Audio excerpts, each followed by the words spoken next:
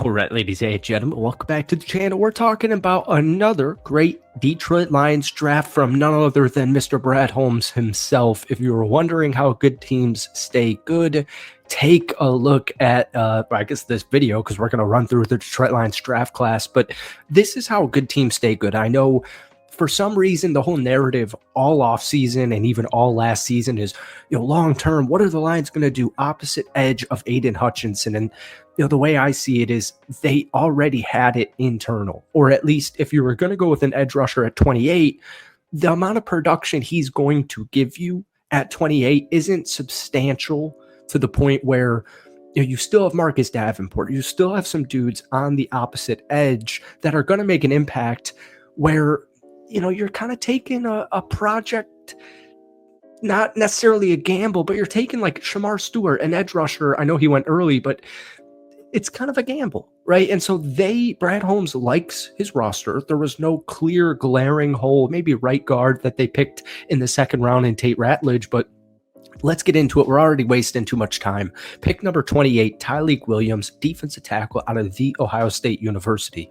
Folks, real quick comment. I noticed this the whole year. I notice this every draft. If you take a player from the national championship team, typically that's a good football player. Typically that guy works out in the NFL, especially if it's a first round pick.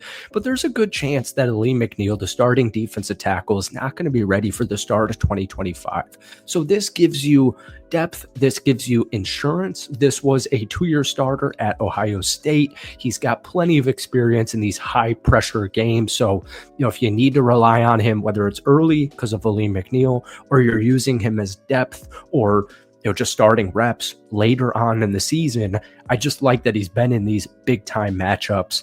And it's just important to keep in mind, man, injuries always happen. They always happen. And of course, Detroit got obliterated in kind of like an unfair, just really weird, wacky way on the D-line last season. And moves like this just prevent that from happening in the future. And also just, he is a really good future DT. DJ Reader also is not getting any younger, but Alim McNeill just signed a 4-year extension in October. So this is a versatile move here. He can provide you immediate depth. He can also address the current need on the defensive line.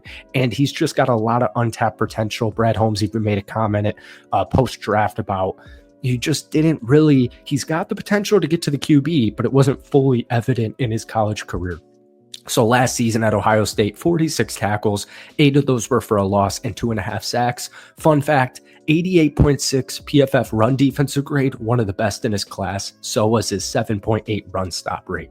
And then round 2, 57. Honestly, this might be my favorite move from the Detroit Lions in the entire draft, which is funny because we're talking about a right guard here. But Detroit moved from 60 to 57 to get this guy.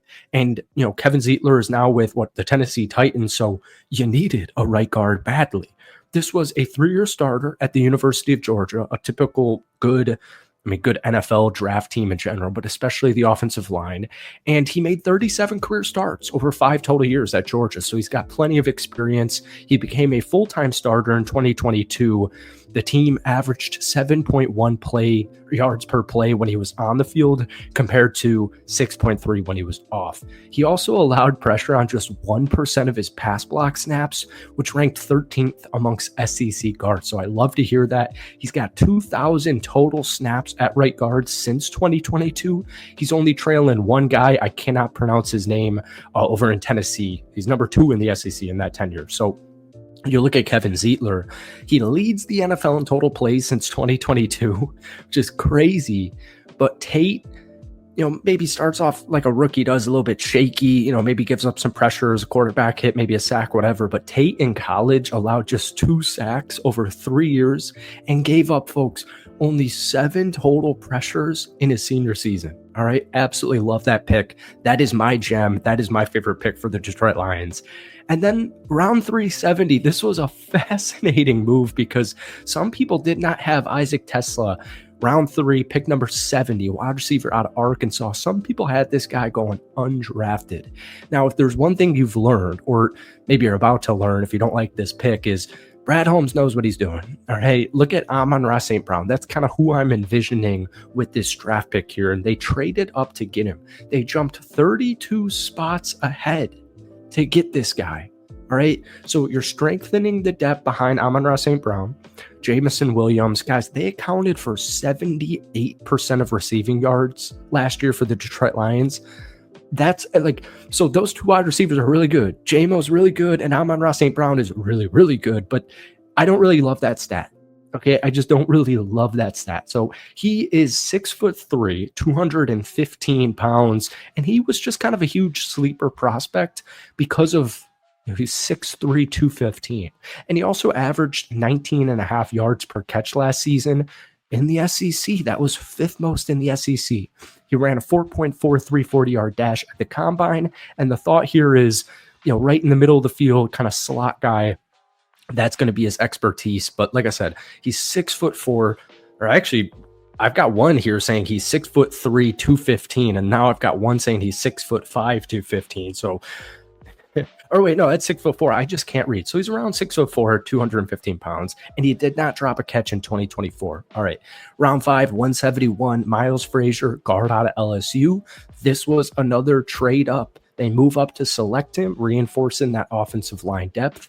And after day 2, GM Brad Holmes emphasized that they want more youth in that group. So that's what they did, add another guard. Since the start of 2023, Frazier has allowed just 3 pressures across nearly 1,000 pass blocking snaps, which is a 0.2%. That's the second lowest rate amongst FBS guards with at least 1,000 snaps. So got another good one there. And then the final 3 picks, Ahmad Hassanein, defensive edge out of Boise State. Folks, this guy dominated. He actually is probably the sleeper pick in this draft here.